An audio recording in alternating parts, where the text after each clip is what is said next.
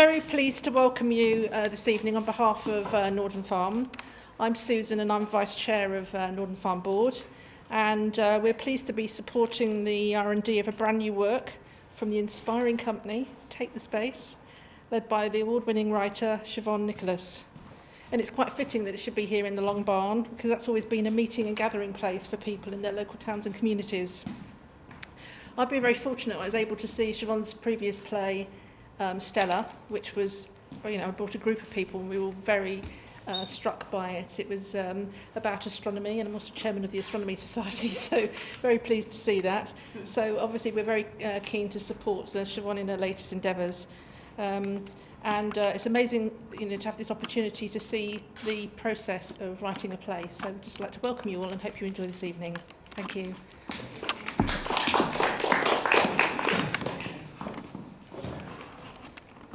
Let me introduce myself. I'm Chris Barnes, one of the co-founders of Take the Space, along with Siobhan Nicholas, who has written all our works. And Take the Space was a company that started in 2005 and has to date 4 shows in its repertoire, 3 of which have played here. The first one was this piece, Dolce Via, which I think came in 2009.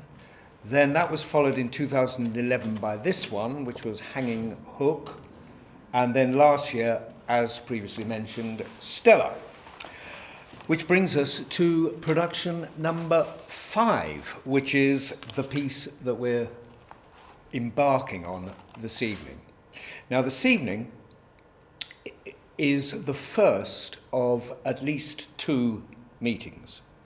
This one has been designed to enable Siobhan to consider the noble art of boxing.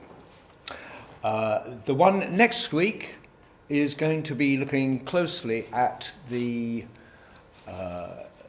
world of the conscientious objector, or the world of pacifism.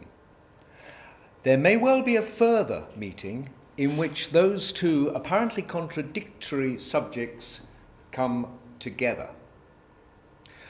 We believe that the putting together of those 2 areas will enable a very vibrant platform for debate and a very vibrant platform for a drama, and so on and so forth, which is our starting point. And ladies and gentlemen, we are literally at the starting point now.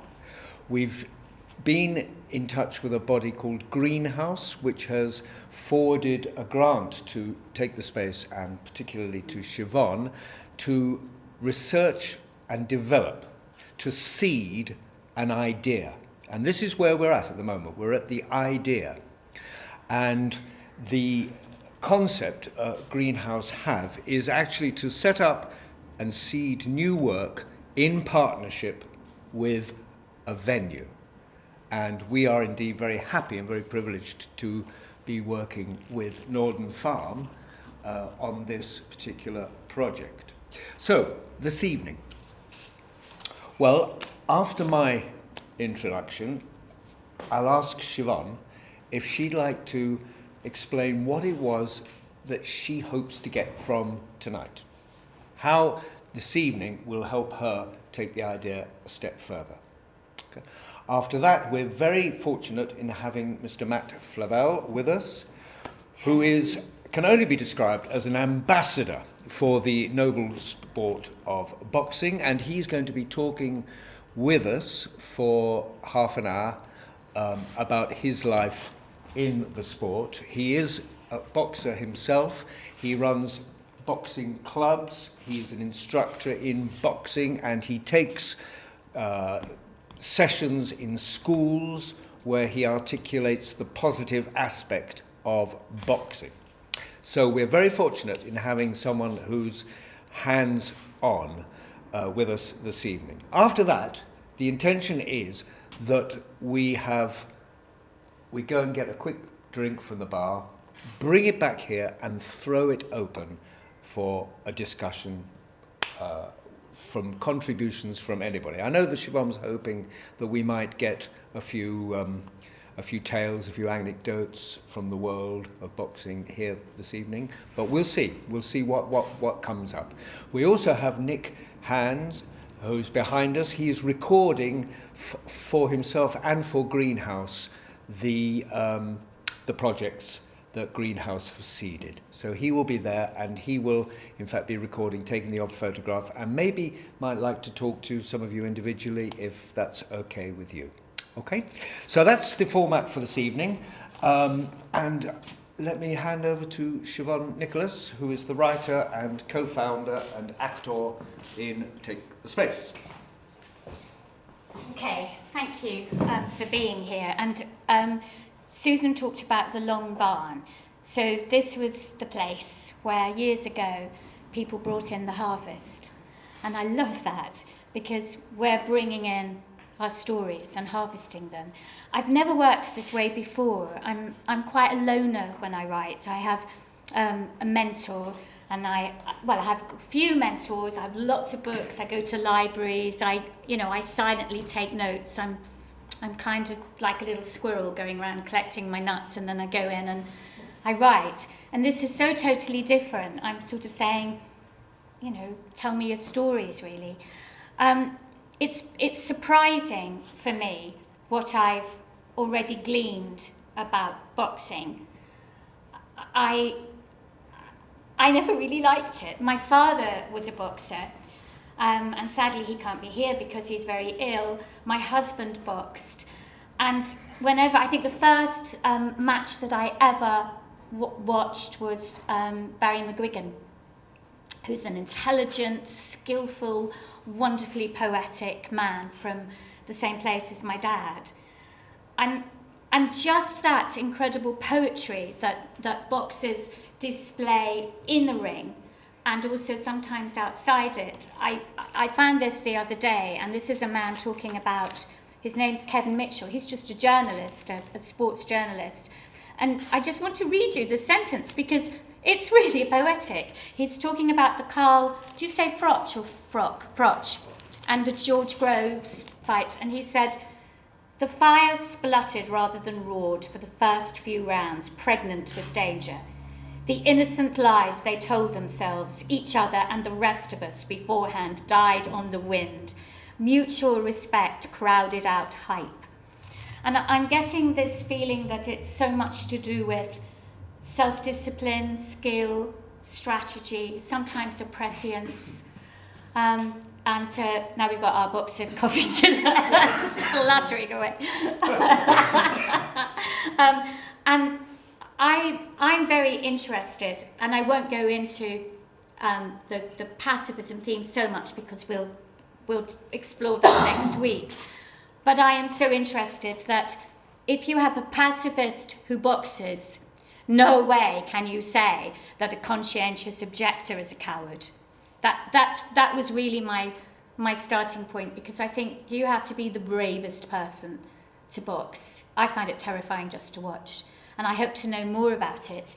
And I hope that you'll be happy to tell me your stories. Tell me more. Tell me what you think, what you know, what you've experienced as the mother of a boxer as well. All that I'm really hungry for. Thank you, and I will... Oh, this is Sally. I should introduce Sally, who's rarely applauded in this building. She really helps to make things happen in a huge way. She's the head of marketing here, and I've known Sally since 2009, and we've worked very happily together. But I'd like to hand over now to Matt Flave.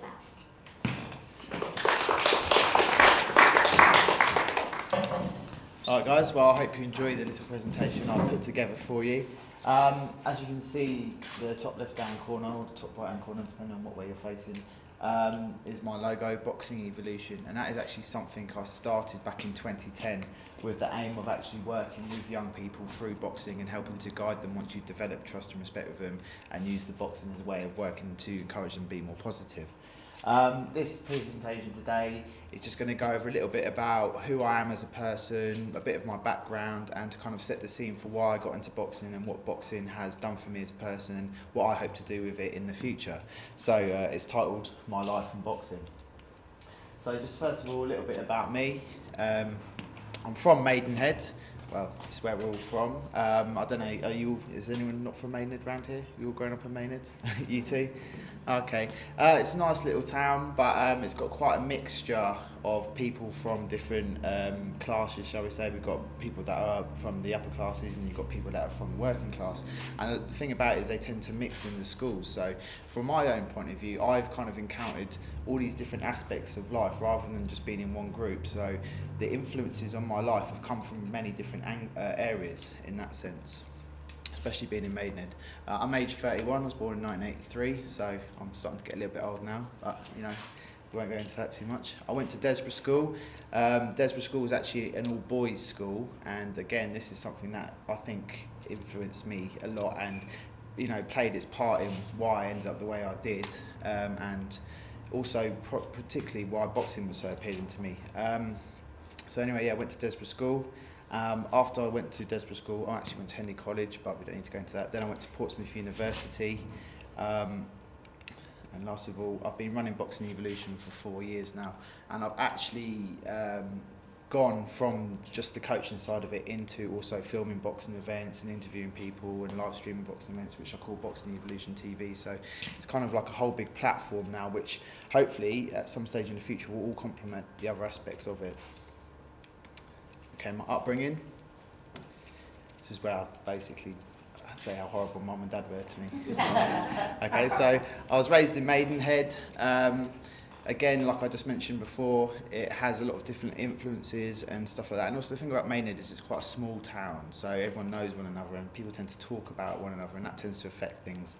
My mum's from Australia, my dad's from Birmingham, so neither of them are from this area. So in a town where you're growing up and everyone knows each other, there's actually already set kind of families and set ways, like levels of status and stuff. And as an outsider, I wasn't kind of involved in that, so I had to kind of find my way on my own. And my mum and dad, not being from around the area either, didn't really understand the influences upon me or the culture that I'm growing up in, or just the way that people are in this town. So I think in that sense, it kind of, that caused some difficulties in me growing up in this town, especially with neither of your parents from being around here.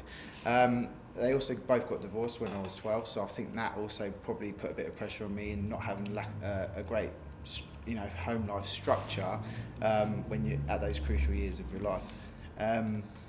Not that I'm trying to lay any blame here.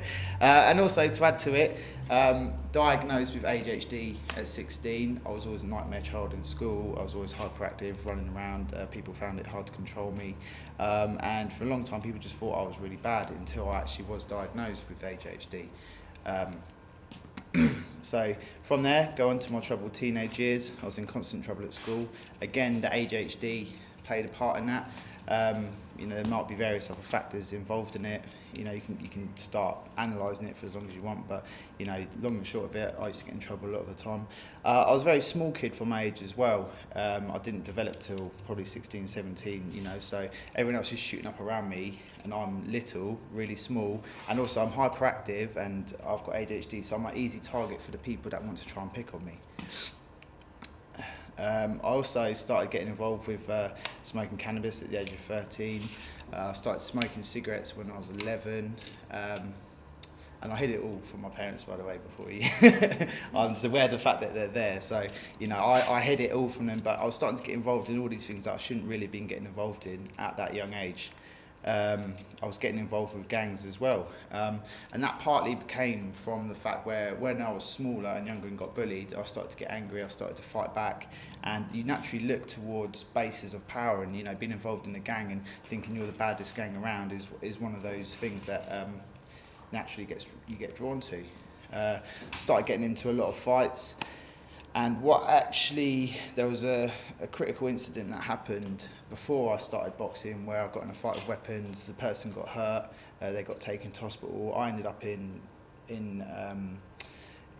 what's the word, court for GBH, and I was in court for about a year and a half, you know, and I was looking at prison. I was only 16 at the time, and that kind of really made me start to think about the way I was behaving and stuff.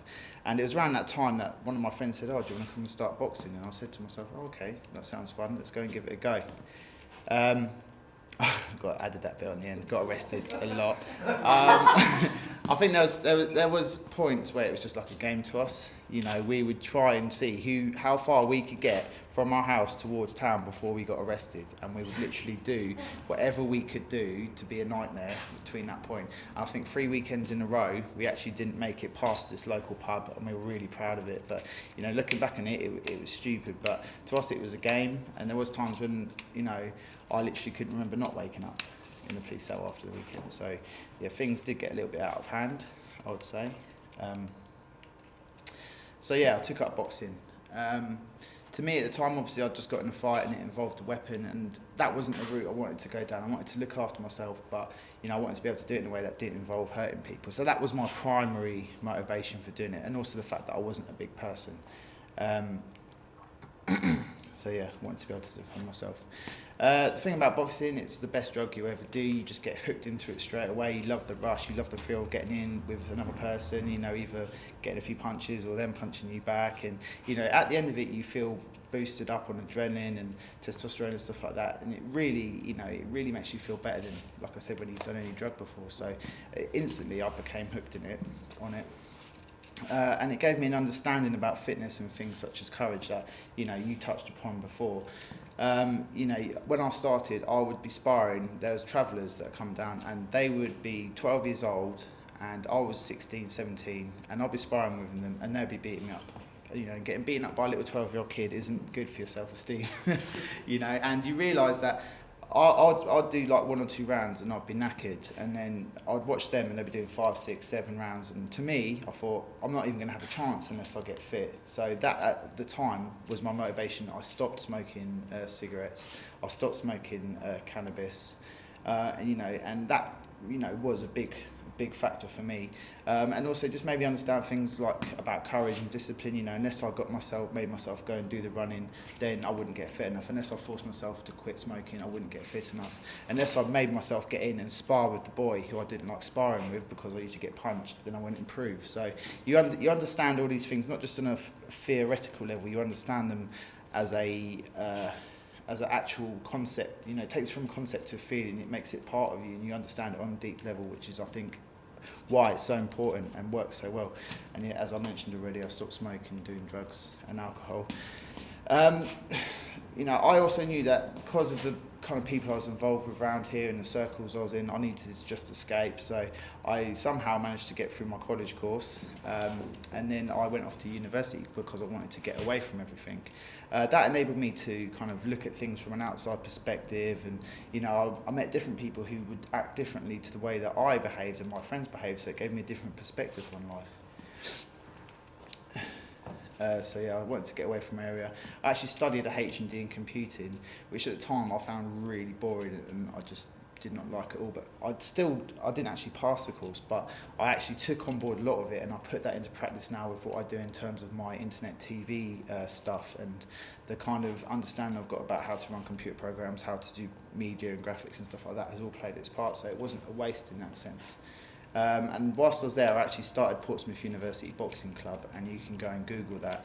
Now that club has now changed the whole of the university. It's taken university into the top 15 of universities in the country. Their University Boxing Club have gone and won all big boxing championships, international boxing championships and stuff like that.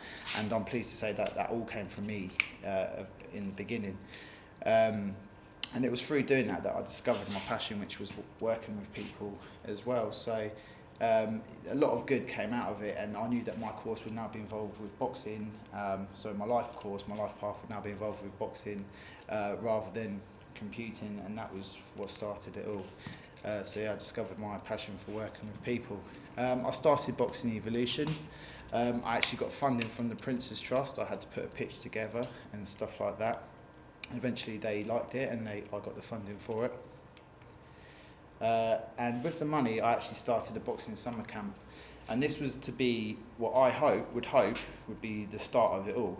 little did I know that I'd encounter a lot of problems, but I actually wrote a course called the Boxing Evolution, Boxing Potential course, and in the course you cover everything you need to know about how to develop your full potential as a boxer. So it covers things like motivation, discipline, confidence, you know, knowledge, everything that you need to know. But you can take that lessons that you learn about boxing. You might not be the best boxer, but you can take those lessons and apply it to whatever you want to be successful at. So if you find your talent might not be boxing, but it might be, I don't know, graphic design. You know, you need all of these things to be successful in whatever you do. So that was my theory behind it. And you know, with the small amount of stuff that I have done, I've had great results. You know, one of the lads that I trained, he actually he wanted to be a footballer, but he wasn't actually going to try until he came and did the course. And then I explained to him about how you've got to just be determined, about how you've got to, you know, constantly try and never give up, all this kind of stuff. And eventually he got himself into the college boot camp for one of the big football clubs, and now he's on his way to become a big footballer. So I'm pleased about that.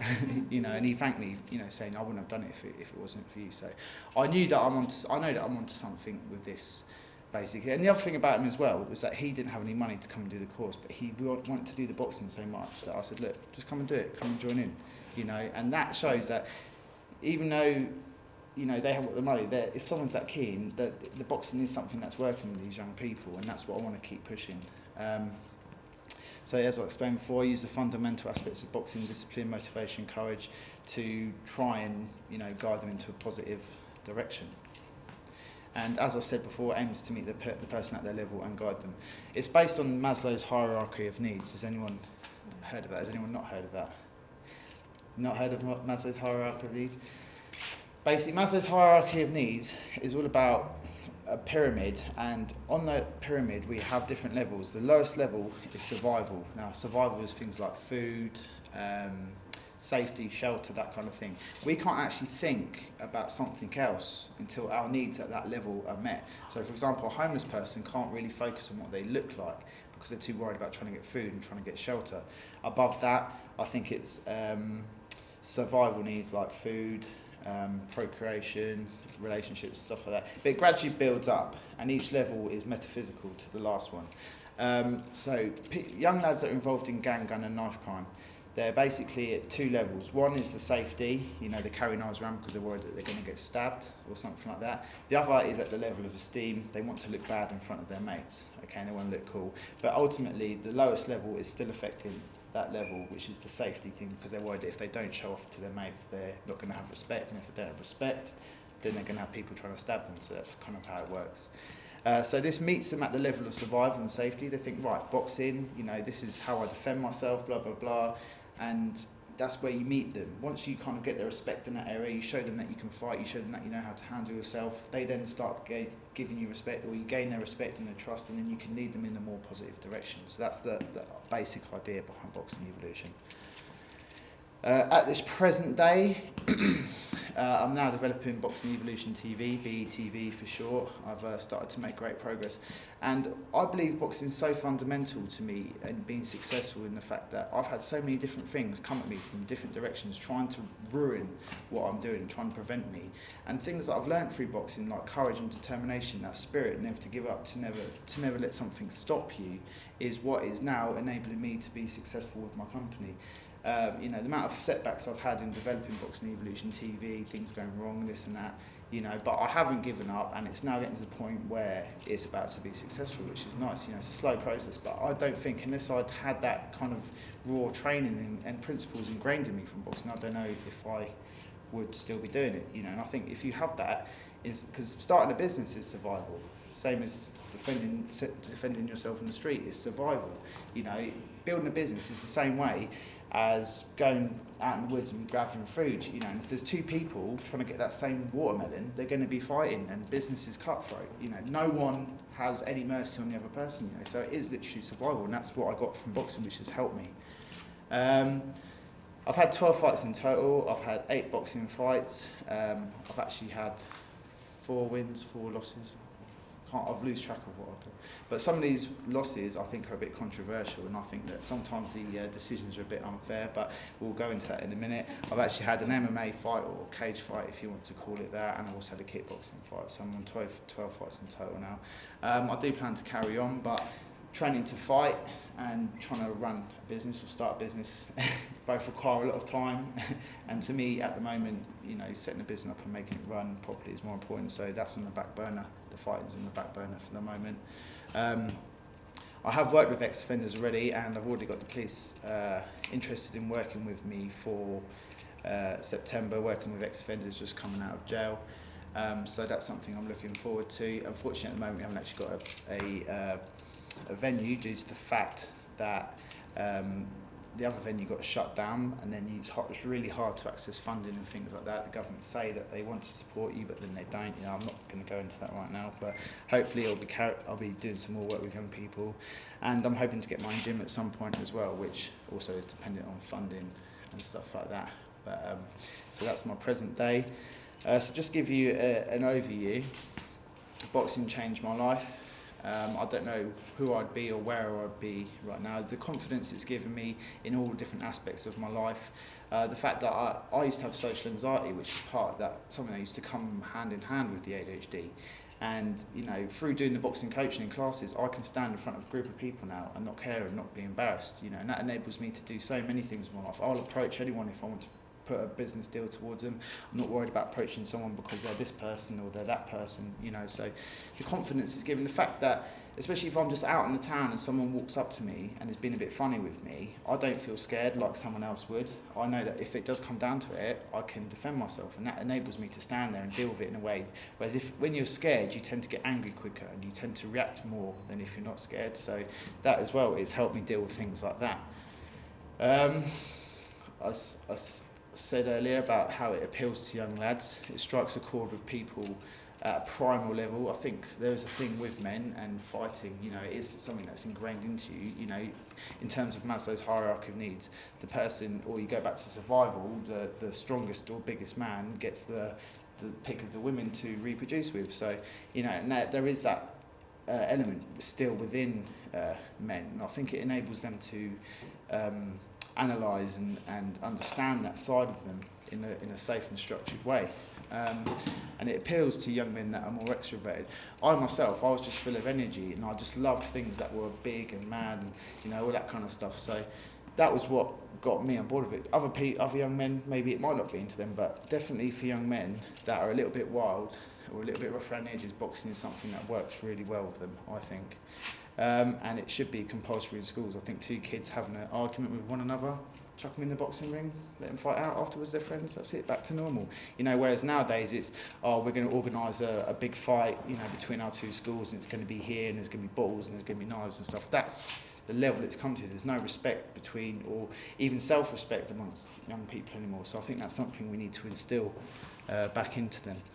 So, last of all, just one thing on that, which I think could be interesting, is the fact that if you have two different styles, one is the aggressor and the other is the technician, as it were, in a way that encapsulates the arguments about the sport, whether it is a noble art of self-defense or whether it's someone who wants to hammer the other person into the ground. Well, that's it. So it's quite the thing is with boxing, the paradox is that you cannot defend yourself unless you knock their head off. Do you know what I mean? You can't defend yourself unless you're throwing a punch, but a punch, by definition, is an aggressive action. You know, it's different to, say, the martial arts where you're getting someone in an arm lock or a choke or restraining them with a throw. Punching someone is designed to hurt someone. Do you know what? That's, you know. Sorry to break in. My dad said that to me this morning. Yeah. I asked him who he thinks was the greatest boxer, and he said Joe Louis. And then he said, what you've got to know about boxing, he's 83, is that you have the battler, and you have, and we were trying to find the name for it, but it's kind of like the intelligent technician. He said there are two types of boxers, the battler and the intelligent technician. And I don't know if you agree with this. I really wanted to ask you this, and I'll ask you now. He said that the battler, a good example of that was Jack Dempsey, and the technician was Jean Tunney. Don't know if anybody I'm not knows familiar this. with Gene Tunney, but Jack Dempsey was certainly known for brawling, you know. And there are people that are just so strong and powerful, and they can literally just maul you.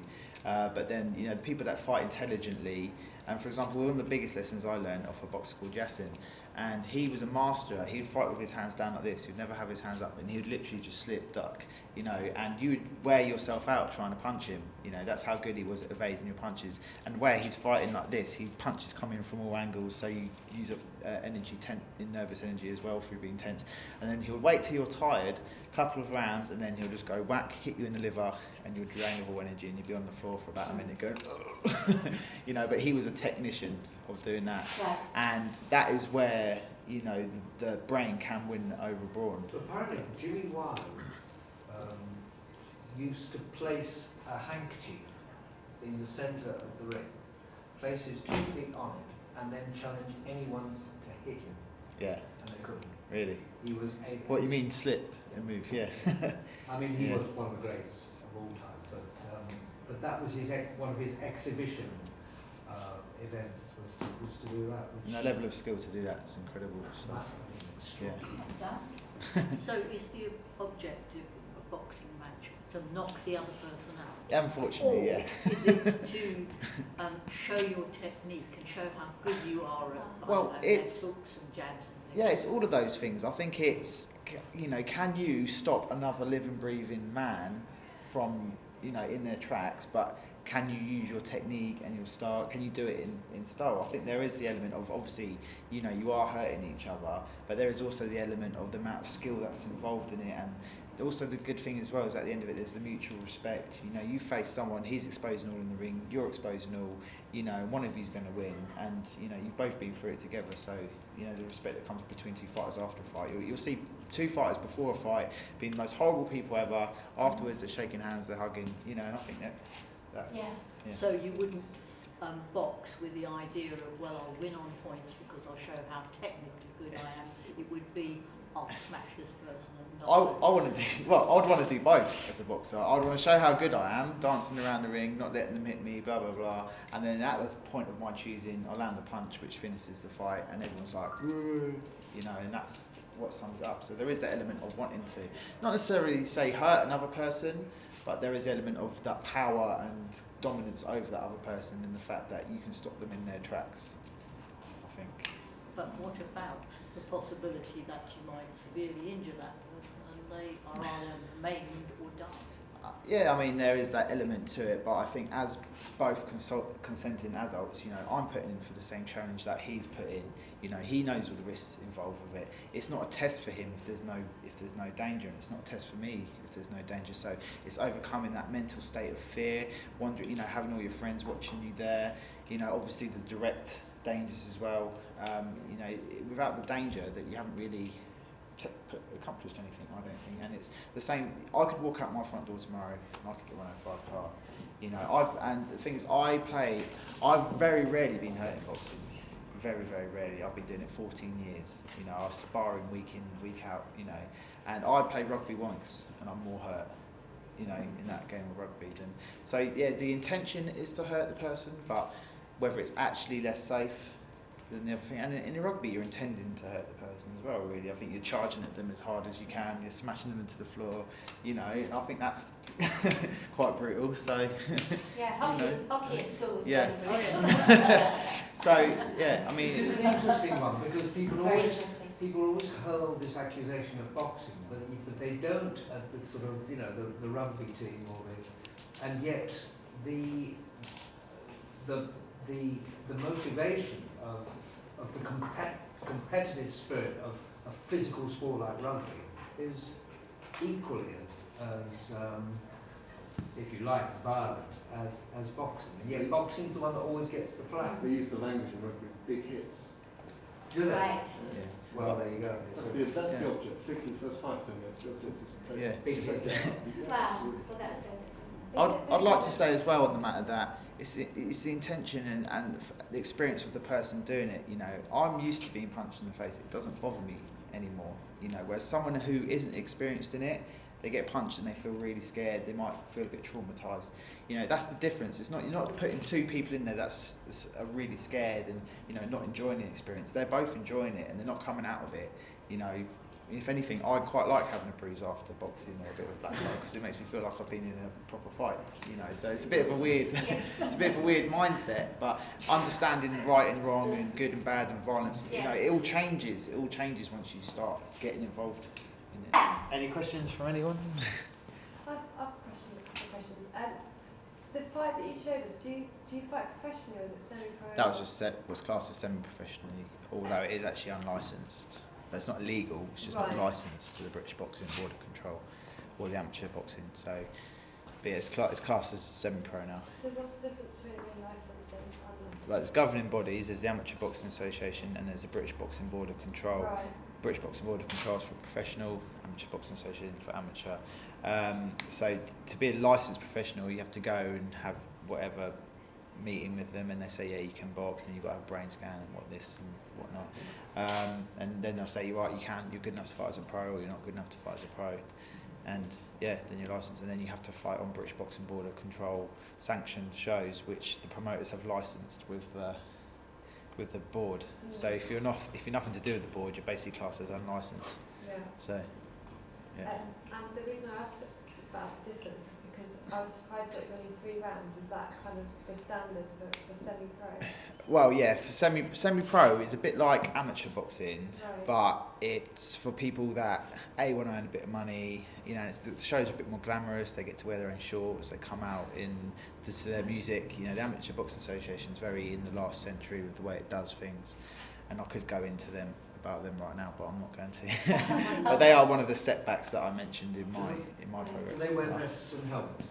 No, they're in amateurs they do, but they're thinking of getting rid of the head guards because they don't actually do too much for you apart from preventing head clashes and a bit of bruising and cutting, but they don't really actually do much for the brain. And yeah, white collar boxers tend to do it. White collar is kind of classed as a level below semi-pro.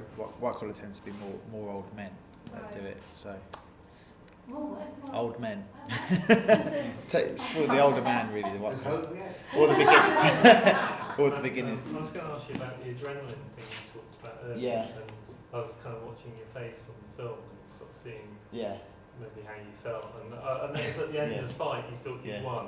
And it looked like you thought you'd won. It was more as well, he stuck his hand up and I was like, I'm not having that. You know. But how did you feel at that moment when they said you hadn't won?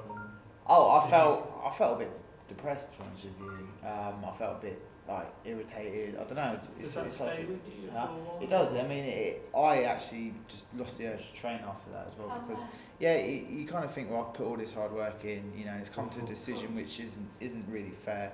As well, to me, I'm someone who takes a while to relax in and settle due to my kind of natural anxiety that I've got. I've dealt with it a lot and I have it under control a lot, but in my first fight, I actually was so hyped up. As soon as the bell went, I just went over and 30 seconds later, I was like, you know, and I lost the fight for that reason, you know, so now I take a little while to relax in before I start fighting properly and seeing the opportunities the and stamina stuff. that he needs for just 6 minutes is incredible. Yeah. You can't appreciate as a non-boxer how much stamina you need to get through 6 minutes of boxing. It's very, very true. The thing is, a lot of that can go. You can be really fit, but nervous energy can take that out of you. You know, when you have you just feel weak. You feel like you can't move. You feel like a slug, and that's the worst thing. Would you say that the old adage that if you lose your temper in the ring, you've lost the fight? In a way, yeah, that's because pretty true. yeah, if I can goad someone into throwing punches and I'm just defending them like this, he'll knacker himself out. And then I'll do. So when you're angry, you're out. You're not. But funnily enough, I do actually tend to fight better when I'm a little bit angry because I'm not thinking about the outcome so much of what. So we're talking about anger management. Yeah, what is it? Yeah, it's like the anger management does come into it. But I find that I think quite a lot about things. And if I'm thinking about a fight and I'm not angry, I tend to think about what can happen to me. But if I'm a bit angry, there's none of those thoughts. I'm just thinking about what I'm going to do to them. So it's a bit of a weird. So it's a little bit sharpened.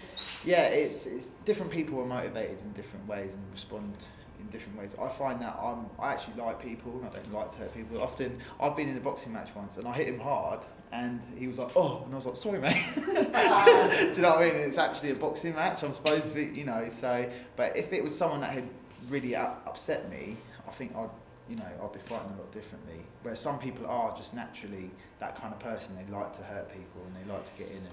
Have you come across? I heard about this the other day. Did you come across a thing called chess boxing? Yeah. In fact, my dad showed me that first time. Well, it was an extraordinary thing that someone told me they'd actually been to London and seen this. It's still a bit kind of underground scene. Round 1, I think, was a boxing round. Round 2 was 3 minutes of chess. Round 3 was a boxing round. Round 4 was another 3 minutes of chess. And to be honest, I'm not quite sure how it was, whether you won because of the chess or because of the boxing. But it's interesting. It's interesting, but I mean, to me, that there's so many different variables involved in that. I mean, the thing is with boxing and fitness is that as soon as you start getting a bit out of breath, your mental cognitive abilities decline. And you can't think what you're doing. You can't even barely move your body as soon as you get out of breath. So it's the worst feeling in the world. That's why fitness is so important. When you're out of breath, you can't move, and you've got someone trying to beat you up. So you've still got to kind of stand there and fight. But to do chess boxing, you're out of breath and you've got to get out and you've got to think.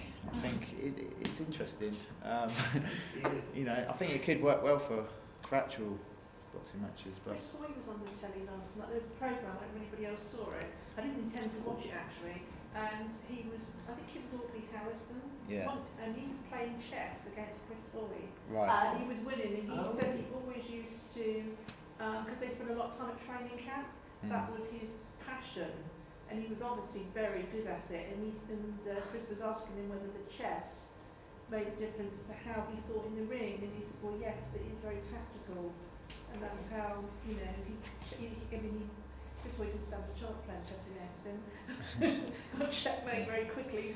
Chris Hoy thought he was reasonably good at chess. Wow. But yeah, that was on that programme last night. And it's all about motivation and how people motivate themselves and focus, etc. Right. They did do that little interview, which I thought was quite interesting. That's quite fascinating. Question from over there? As many boxing matches are lost as there are won. How does that affect you and boxers in general when you lose? I think it's down to the person, the individual person. I mean, I know people, I don't know people personally, but I know people who've committed suicide after they've lost competitions. And some people just don't seem to care, So to me, there's people who are journeymen in boxing, and their job is literally to go there just to be a punch bag for the other person, so that the prospect can get their record up. So they literally go in, they fight, they know they're not going to get the decision, and they go home. And often the decision goes to the person who sells the most tickets and stuff like that. So it's, but for me personally, I fight for pride rather than money, and to have a decision not fairly put against me or whatever, I find it a bit depressing when I don't win, and sometimes I lose the motivation for a bit.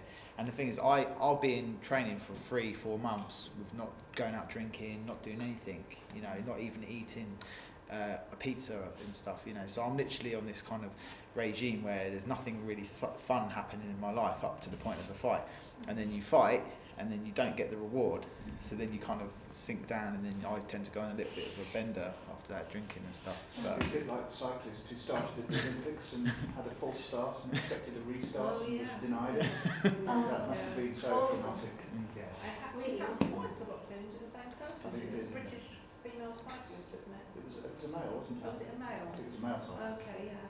But he thought he had an automatic right to restart, but he was refused. And that was the end of his whole training regime at the Olympics. For all that time. So is the outcome just up to one judge? Well, in that show it was. Sometimes it's down to 3 judges. Sometimes you can have 5 judges. Oh, right. In the amateur, so professional when you're doing 10 rounds? Well, when you start going into 10 rounds and 12 rounds, things get even more complicated. Right. Yeah. So, I mean, the thing is, there's there's all the tactical side of things. There's who's landed the bigger punches. There's who's landed the most amount of punches. There's who's coming forwards. There's who's coming backwards. There's who's got the crowd on their side. There's who fights better at the beginning. Often, if you fight better in the second half of a fight, you're going to get the judge's attention because they tend to remember that rather than the first half. Is it more corrupt or less corrupt in professional boxing when there's more judges and people are watching more? I would say more to do with the amount of money on the line. Yeah, yeah. Because if a like for example in the first Froch Groves fight, the referee, Froch was taking a beating for 9 rounds, and then in the 9th round he then suddenly starts coming back. He gets George with a good shot, but it doesn't. The guy's still fighting back, and the referee jumps in and stops it. And everyone's like, well, why have you stopped this? And they obviously just took the first opportunity they could get to make sure that Froch won, because Froch was the Sky Sports guy. Yeah, and Groves was the challenger. And obviously they had the rematch, and Groves got knocked out properly in this one, so there was no rematch. But, things like that happen. You don't know whether the referee, the referee doesn't want to upset the promoter he's working for, because then he's not going to get another job. It's supposed to be impartial, but yeah, it's not quite. Okay. Two questions. Yeah. I think I know what you're going to say, but you would presumably see that in a sectarian society, say take Northern Ireland, where a boxing club can bring together two, in other areas, violently opposed sections of the society, as young people, put them together in this situation. That can only be a positive thing. Oh yeah, definitely. There's very few places you can do you something can like do that. Yeah. Where they will learn respect for each other, where they can. What I think is quite good, I've got a big community. There's a lot of people I know who are involved in MMA, mixed martial arts, boxing, all that kind of stuff. And we all know each other. And the good thing is we're black, white, Asian, everything. And we all seem to stick together against the people that are either racist or, not sexist, but, anything that people try to use to split you apart, the fighters stick together because they've got that bond through training together. And the thing is, you develop a tight bond because you're literally putting each other's safety in your own hands, especially with things like MMA. You'll be sparring and the other person will have you in a choker and you'll be close to passing out. He could theoretically kill you if he wanted to in that moment, but because you tap him on the shoulder, sorry, quit, and and he lets you off and you're both exposed to each other, you develop a really strong bond. And that tends to surpass race or religion or anything like that. And that is, I think it will. I think it will play. I'm old enough to remember the days when Negro boxers were people like Joe Louis, were the underdogs. Well, Jack Johnson as well. Jack Johnson. He was supposed to be the loser, and he was the first black man that refused to lose. And he's what actually changed the whole class system and got black people respect. They built up respect. There was still a lot of desire amongst particularly Southern Americans to find the great white hope, as they put it. We're still searching now. Changed, because Joe Louis wouldn't put up with discrimination, and people respected him.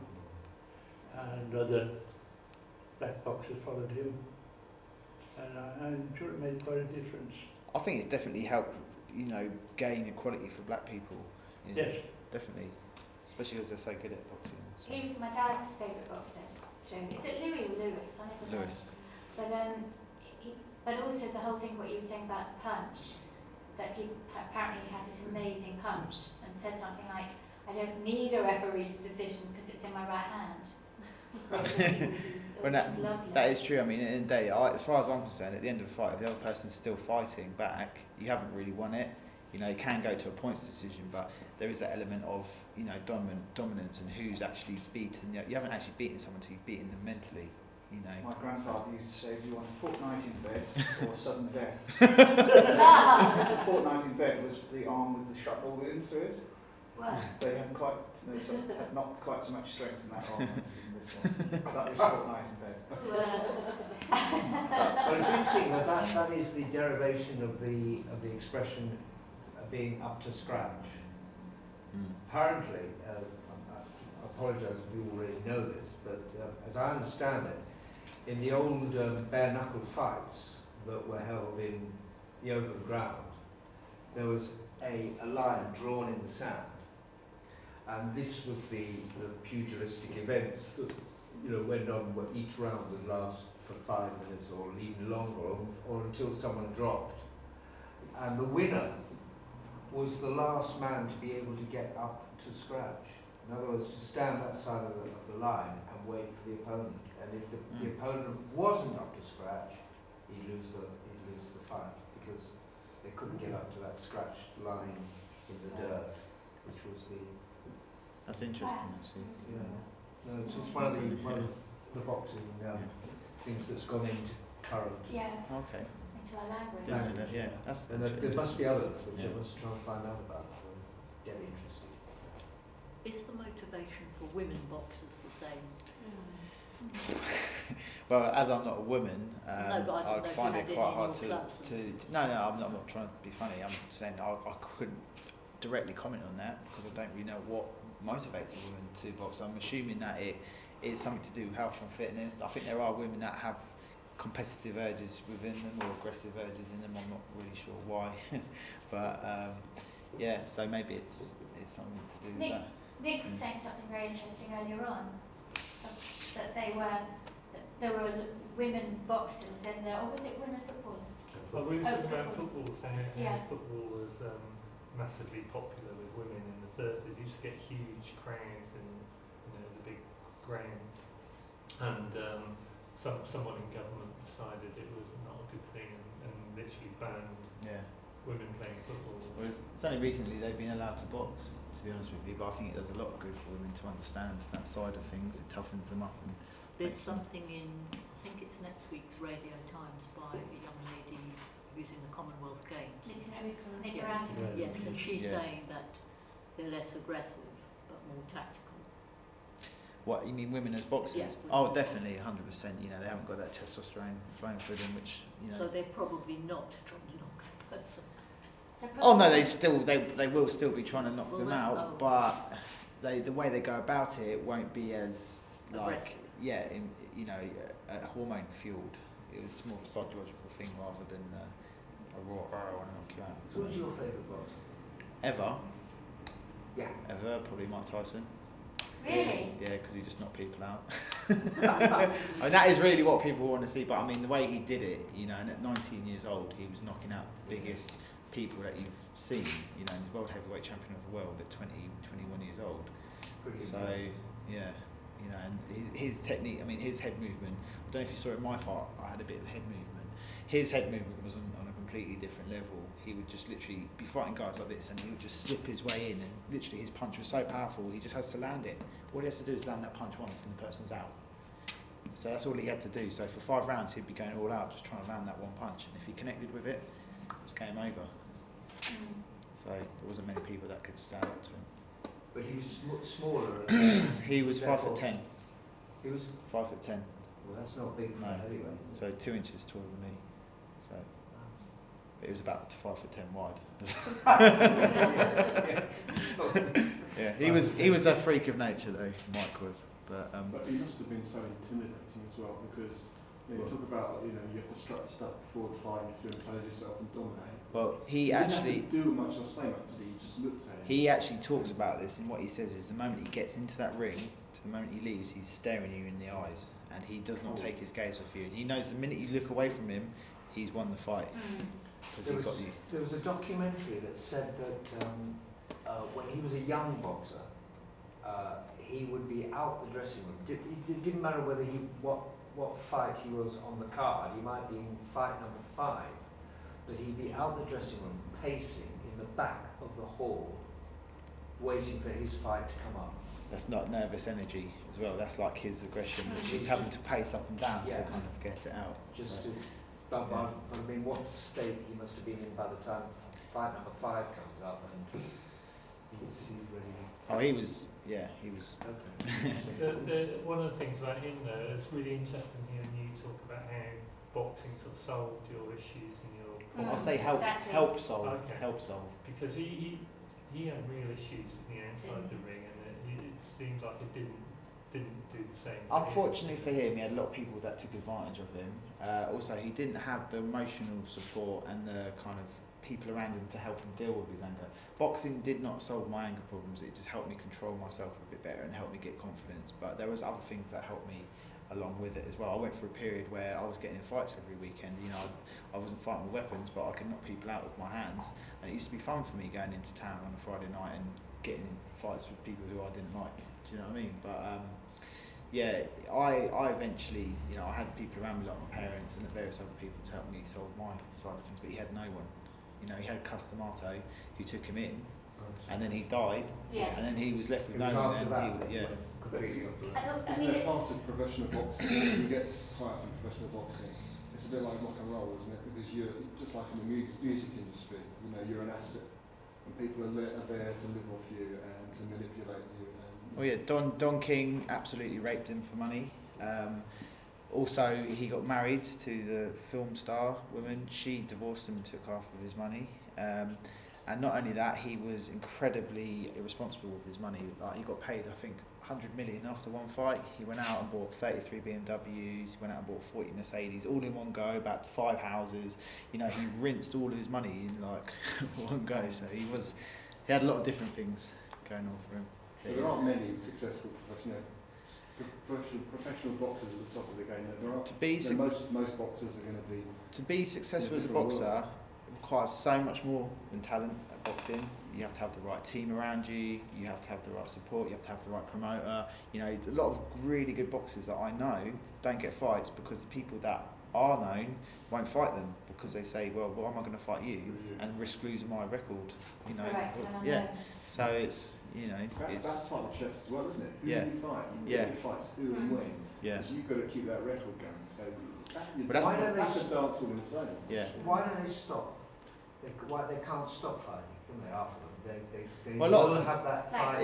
It's the buzz and the adrenaline of having something in your life. A lot of them they go on when they stop, like Ricky Hatton. You know, he's doing cocaine. He puts on 20 stone because you've got that buzz and you've got that thing filling your life. And you stop, you need something to replace it. You know, and it's nothing. Yeah, and if I'm not training, I'm probably going out drinking. So yeah. But the thing is, I'll train for 7-8 months of the year, be teetotal, and then probably just go mad over the summer, and then I get to the point where I'm like, oh, I feel disgusting, I need to start training again. You know, but yes. So, any other questions? Okay, guys.